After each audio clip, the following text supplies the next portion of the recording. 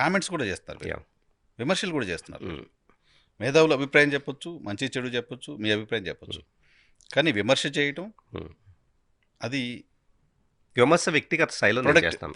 Prediction చెప్పడం. విమర్శ ఎక్కడ చేశానంటే ప్రాక్టికల్గా మీరు గమనిస్తే ఆంధ్ర వాళ్ళది పేడ బిర్యానీ అని చెప్పేసి ఒక మాట కేసీఆర్ గారు అంతకుముందు అన్నారు తెలంగాణ ఉద్యమ సమయంలో. పేడ బిర్యానీ అని ఒక రాజకీయ నాయకుడి నుంచి మనం ఎక్స్పెక్ట్ చేసే విధానం కాదు అది. ముఖ్యంగా చెప్పాలంటే రాజకీయ నాయకులు, రాజకీయం అనేది ఎక్కడి నుంచి వస్తుందంటే ప్రజల యొక్క శ్రేయస్సు కోసం. ప్రజలు అందరూ కూడా సుఖ సంతోషాలతో అన్నదమ్ముల్లాగా ఉండటం కోసం మీరు ఏదైనా చెప్పండి, మనం కలిసి ఉన్నారా అని చెప్పేసి ఏదైనా అనండి, సో సంతోషం, అప్పుడు ఖచ్చితంగా ఒక మంచి లీడర్ అంటాం. కానీ మనిషి ఇంకొక వ్యక్తి మీద రెచ్చగొట్టేసి ఇంకో వ్యక్తిని కించపరిచి ఈ విధంగా మాట్లాడటం అనేది అది నాకు నచ్చలేదు ఆ సమయంలో. నేను దాని గురించే మొన్న నేను స్పెసిఫిక్ ఏంటంటే డెకేడ్ తర్వాత ఇప్పుడు ఎందుకు రెస్పాండ్ డెకేడ్ తర్వాత అయినా కూడా అది ఎంతో నా ఒక్కడ కాదు, ఎంతో మంది హృదయాలను కలుషితం చేసిన, ఎంతో మంది హృదయాలను బాధ పెట్టిన కలుక్కు అనిపించే విషయం. డెకేడ్ తర్వాత అంటే ఇప్పుడు క్షమాగుణం, ఉదాహరణకి చిన్న ఎగ్జాంపుల్ చూద్దాం. మొన్న కేటీఆర్ గారు, నిజంగా చెప్పాలంటే కేటీఆర్ గారు అందరూ బీఆర్ఎస్ గవర్నమెంట్ తెలంగాణ సొసైటీకి చాలా మంచిగా చేసింది. కానీ ఎక్కడ సమస్య వచ్చి పడుతుంది, బాగా చేశారు కానీ ఆ యాటిట్యూడ్ చూపించడం అనేది. బాగా చేసినప్పుడు మనిషి ఎప్పుడైనా కూడా మంచిగా పద్ధతిగా అందరిని కలుపుకుపోతూ అణుగుగా ఉంటే కనుక ఎలాంటి ఇది ఉండదు. ఇప్పుడు చంద్రబాబు గారు అరెస్ట్ అయ్యి ఉన్నారు. నాకు చంద్రబాబు గారు ఇష్టమా లేదా ఇవన్నీ సెకండరీ థింగ్స్. ఇష్టమైతే అవ్వచ్చు, ఇష్టం లేకపోవచ్చు. ఈ పర్టికులర్ షో చూసే ఆడియన్కి, ఆ వ్యక్తికి మీ ఇష్టాలు అనేది మీకు ఎలా ఉన్నాయో నేను ఒక మనిషినే, నా ఇష్టాలు కూడా అంతే సమంగా ఉండొచ్చు. సో చంద్రబాబు ఇష్టం కాబట్టి ఈయన ఎలా మాట్లాడుతున్నాడంటే కనుక మీకు కేసీఆర్ ఇష్టం కాబట్టి మీరు నన్ను భిన్నంగా ఆలోచిస్తూ ఉండొచ్చు. కాబట్టి దయచేసి ఆ లెవెల్ వరకు ఆలోచించవద్దు. ఇక్కడ ఉదాహరణకి చంద్రబాబు నాకు ఇష్టమే అనుకుందాం, లేదా చంద్రబాబు లాంటి వ్యక్తిని అలా చేయటం కరెక్ట్ కాదు అనుకుందాం. అనుకున్నప్పుడు కేటీఆర్ గారు ఒక ట్వీట్ చేసేసి ది గ్రేట్ షో అని చెప్పేసి ఏదో షోని చేస్తూ చేయటం అనేది, అది యాక్చువల్లీ అప్పటిదాకా వాళ్ళు అచీవ్ చేసిన ఇంటర్నేషనల్లో డొమైన్స్లో పెద్ద పెద్ద ఐటీ కంపెనీస్లో వీడియో కాన్ఫరెన్సెస్ అన్నింటిలో మాట్లాడే వ్యక్తి అలా ప్రవర్తించడం అనేది ఎక్స్పెక్ట్ చేసింది కాదు.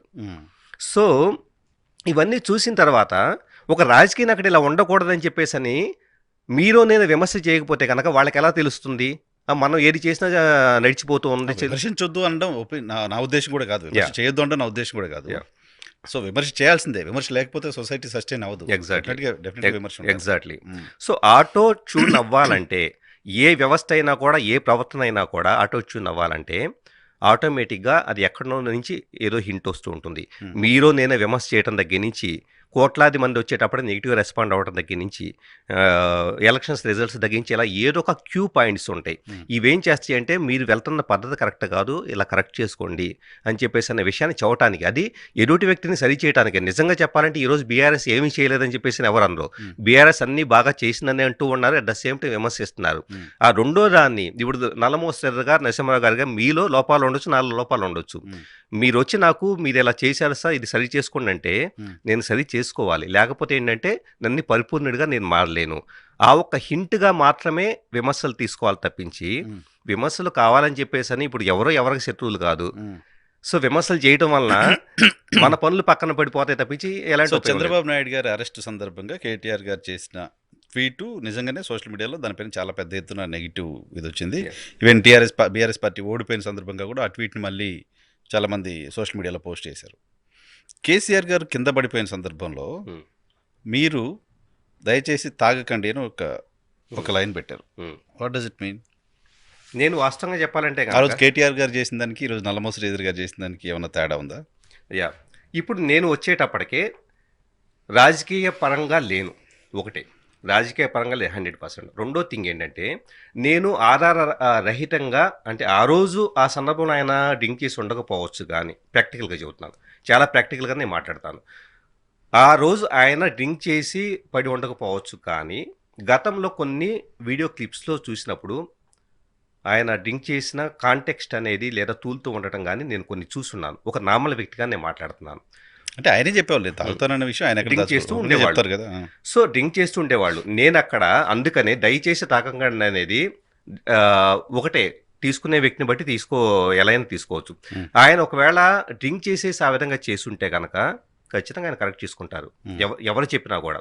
రెండోది, దయచేసి తాకకండి అనేది ఎవరైనా ఎలాగైనా తీసుకోవచ్చు. ఇప్పుడు ఇంట్లో ఫర్ ఎగ్జాంపుల్ ఒక ఇద్దరు బ్రదర్స్ ఉన్నారు. దయచేసి తాకండి అంటే కనుక చేంజ్ కావచ్చు. ఉమ్, ఏదైనా డ్రింక్ చేయటం అనేది తప్పు కదా అన్నది నా ఉద్దేశం. ఉమ్, తప్పు కదా అంటే ఏదో సోషల్ వాల్యూస్ ప్రకారం కాదు. ఉమ్, మన ఆరోగ్యానికి కానీ, మన వ్యవస్థ కానీ, మన ప్రవర్తన ఆల్టర్డ్ కాన్షియస్నెస్ వస్తుంది. అంటే అప్పటిదాకా మన ఆలోచన విధానం అంతా పోయి, ఉమ్, మన సెంట్రల్ నర్వస్ సిస్టమ్ అంతా కూడా అన్ని రకాల ఇన్హిబిషన్స్ పోయి, మన ప్రవర్తన ఎవ్రీథింగ్ వచ్చేటప్పటికి కంప్లీట్ భిన్నంగా తయారవుతుంది. కాబట్టి ఉమ్, డ్రింక్ వలన ఎన్ని అనర్థాలు ఉంటాయి. ఎందుకు ఎంత నేను వివరంగా చెబుతున్నానంటే, ఉమ్, ఒకప్పుడు దీన్ని వేరే కాంటెక్స్లో చూద్దాం. ఒకప్పుడు 60s 70sలో ప్రపంచవ్యాప్తంగా బంగు అప్పట్లో వచ్చేటప్పటికి కొంతమంది సారులు బంగు ఇలాంటి రకరకాల మంగు మంగు. సో వీటన్నిటినీ కూడా తీసుకునేవాళ్ళు. ఏది మాదక ద్రవ్యాలు అనేవాళ్ళం. సో ఎందుకు తీసుకునేవాళ్ళు అంటే కనుక ఇప్పుడున్న ప్రపంచం నుంచి పూర్తిగా ఆల్టర్డ్ స్టేట్ ఆఫ్ కాన్షియస్నెస్, పూర్తిగా కూడా వాళ్ళు ట్రాన్సెండెంట్ స్టేట్లోకి వెళ్ళడం కోసం కావచ్చు, లేకపోతే కనుక ఆ పర్టికులర్ బ్లిస్ఫుల్ స్టేట్ని ఎంజాయ్ చేయడం కోసం కావచ్చు, ఇలాగ తీసుకునేవాళ్ళు. అప్పుడేమవుతుంది, ఉన్న రియాలిటీ చేంజ్ అయిపోయి, ఉన్న రియాలిటీలో మనం ఎలా ప్రవర్తించాలి, 3 డైమెన్షనల్ ప్రపంచం ఎలా ప్రవర్తించాలి చేంజ్ అయిపోయేసి మన ప్రవర్తన చేంజ్ అవుతుంది. నా ప్రవర్తనకి ఉదాహరణకి మీరు ఎక్కడ కూర్చొని డ్రింక్ చేసి ఉన్నారు, నేను జస్ట్ ఇంటర్వ్యూలో కూర్చొని ఉన్నాను. ఇప్పుడు మీరు డ్రింక్ చేసినప్పుడు మీ ప్రవర్తనని నేను నిన్నటిదాకా మిమ్మల్ని చూసిన వ్యక్తిగా నేను యాక్సెప్ట్ చేయలేను. డెఫినెట్గా మీ నుంచి ఏమొస్తుందో ఎలా రెస్పాండ్ అవ్వాలో కూడా నాకు తెలియదు. కాబట్టి నేను అనేది ఏంటంటే, ఎప్పుడు కూడా లీడర్స్గా ఉన్నవాళ్ళు కానీ, కొద్దిగా లీడర్షిప్ చేసేవాళ్ళైనా కానీ, ఎక్కడైనా సోషలైజేషనో లేకపోతే కనుక సంథింగ్ అలాగా పబ్లో పార్టీలు అని చెప్పేసి నేను అందరిని ఉద్దేశించి అంటున్నాను. పార్టీలు పబ్లు అని చెప్పేసి స్పెండ్ చేస్తూ ఉంటారు. కానీ ఒక్కసారి ఆలోచించండి, మీ రియాలిటీ అనేది చేంజ్ అయిపోతూ ఉంటుంది. సో దానికన్నా మోర్ దాన్ మెడిటేషన్ లాంటి ఎన్నో స్ట్రెస్ని తగ్గించుకునే చాలా థింగ్స్ని ప్రిఫర్. ఎందుకంటే ఇది నేను ఉచిత సలహా ఇవ్వట్లేదు. నేను 13-14 సంవత్సరాలు మెడిటేషన్ చేసిన వ్యక్తిగా నేను చెబుతూ ఉన్నాను. సో అక్కడ ఆ కామెంట్ విషయానికి మళ్ళీ వస్తాం. దయచేసి తాకకండి అని చెప్పేసి అనే మాట ఆ మూమెంట్కి నిజంగా సర్కాస్టిక్గా ఉన్నా కూడా 100% నేను సర్కాస్టిక్ గానే పెట్టాను, డౌటే లేదు. నేనేం అబద్ధం చెప్పట్లేదు. కానీ అది ఒక నాయకుడికి ఉండాల్సిన లక్షణం కాదు. ప్లస్ నేను ప్రీవియస్ జరిగిన వీటిని అంటే చూసిన వీడియో క్లిప్స్ని బేస్ చేసుకుని అంటూ ఉన్నాను. ఒకవేళ మిగతా వాళ్ళు కూడా ఎవరైనా అఫెండ్ అయ్యి ఉంటే కనుక నేను సారీ చెప్పడానికి కూడా ఎలాంటి నాకు ఇది లేదు. సరే, కొంతమంది ఏదో కామెంట్స్ మీ గురించి నెగిటివ్గా పెట్టడం చూసాను. నెగిటివ్గా పెట్టడం అంటే నేను ఇది పెట్టనేయండి. ఎక్స్ప్రెషన్ ఆఫ్ ఒపీనియన్ ఎవరికైనా ఉంటుంది కదా, దానికి డెఫినెట్గా నేను అనేది ఏంటంటే, ఎవరైనా కూడా మీరు నన్ను ఎలాగైతే కనుక చాలా మంది కామెంట్ చేసిన వాళ్ళు చేస్తూ ఉన్నారు, మీరు ఎలా హుందా తప్పి మీరు కామెంట్లో ఇంకా చెప్పాలంటే నేను దయచేసి తాకండి దాన్ని పెట్టిన దానికంటే ఎంతో రకరకాల బండబూతులు ఇట్టినా. మరి మీకు ఎవరు ఇస్తున్నారంట స్వేచ్ఛ?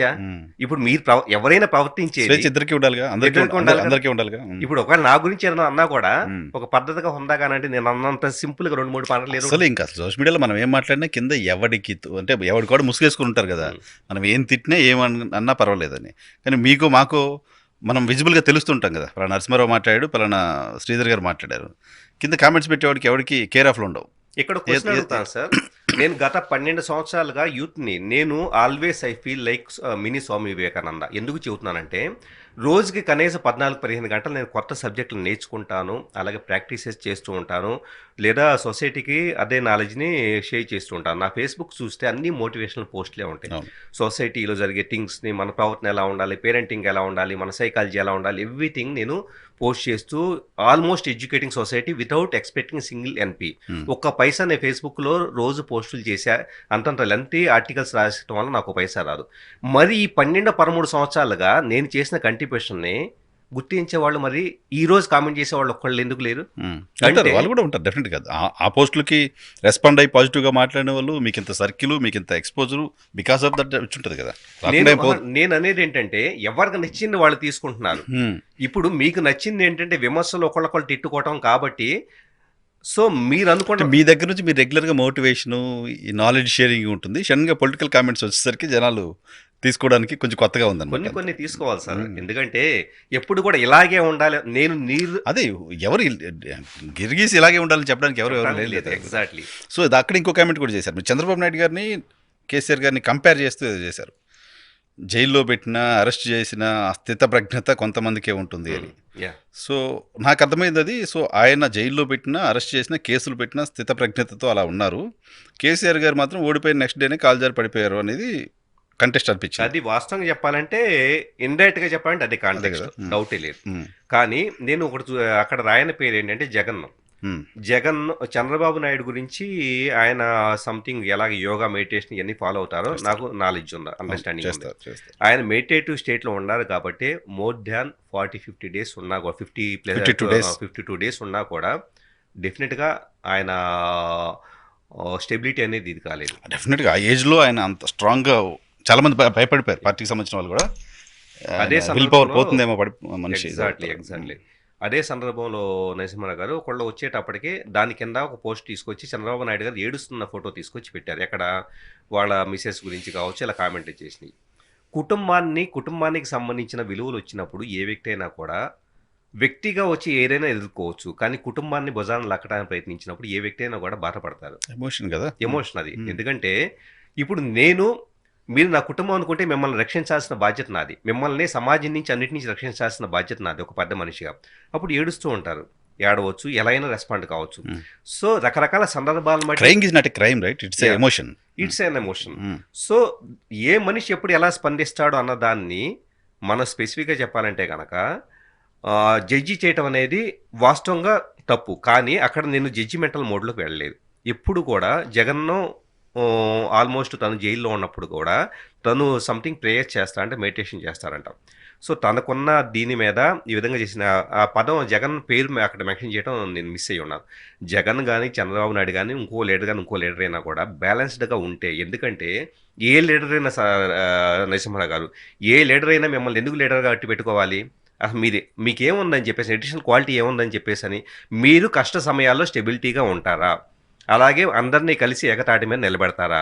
సమాజ శ్రేయస్సు కోసం సమాజం యొక్క ఎవరైతే అట్టడుగు వర్గాలు ఉంటాయో వీళ్ళు ఈ మూమెంట్ ఇగ్నోర్ చేయబడిన వర్గాలు ఉంటాయో వాళ్ళ శ్రేయస్సు కోసం వాళ్ళ బతుకుదేవి కోసం కష్టపడతారా? అన్ని రకాల మౌలిక సదుపాయాలు కల్పిస్తారా? ఎవరికి ఆరోగ్యం కానీ ఎలాంటి సమస్య లేకుండా చూస్తారా? ఇలాగొక బేసిక్ థింగ్స్ అనేది హౌ టు బి టేక్ కేరర్గా ఉండాలి. ఇవన్నీ లోపించినప్పుడు, ఇవన్నీ ఎక్కడైనా కానీ ఏదో సందర్భంగా లోపిస్తే కనుక ఎవరైనా క్వశ్చన్ చేయొచ్చు, క్రిటిసైజ్ చేయొచ్చు, లేదా సర్కాస్టిక్గా మాట్లాడొచ్చు. సో అలా మాట్లాడటం తప్పు అనకూడదు. దయచేసి మాట్లాడటం వలన ఏదో ఒక చిన్న సామాధాన భేద దండోపాయాలు ఉంటాయి. నేను మంచిగా ఎన్నోసార్లు రాసి ఉన్నాను, అవేమీ రావు. ఈ రోజు నేను సర్కాస్టిక్ రాయటం మొదలు పెట్టంగానే ఆటోమేటిక్గా అంటే ఎక్కడో చాటు కదలికి వస్తుంది కదా, నాకు ఆ కదలికి రావటం